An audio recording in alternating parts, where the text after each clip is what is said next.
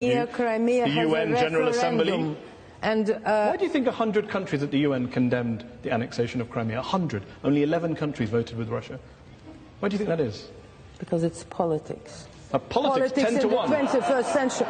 The politics in the 21st century. It's not because the United Nations recognises national borders and sovereignty and says you can't just change the borders of a country. You talked about common borders. The international law, let me just finish. Okay. The international law teaches now that self-determination right is observed, but the principle of territorial integrity prevails. Support the idea that Crimea, on this, your reading of international law, Crimea had the right to leave Ukraine and be part of Russia on the basis of self-determination?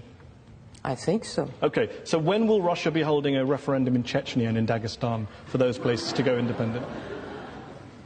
Let them do it. You're in support of that? You're happy for Chechnya to leave the Russian Federation and become independent or join another country? They don't Seriously? want it. In Ukraine? Not Russian forces. Separate Russians, yes, but not Russian forces. So it's different legally at all. So when a Russian... So do you mean there are, squads on parts of the army with tanks crossing? Exactly what I'm asking. No. Okay, so no. when a Russian Special Forces soldier, Dmitry Shlapnikov, tells the BBC that he and his fellow troops were in Ukraine, when captured soldier in Ukraine, Alexander Anatolovich, identifies himself as a Russian serviceman in the Russian armed forces, what were they doing there? Sightseeing? Taking a tour? It is denied. It is denied by? By officials. Do you agree with them?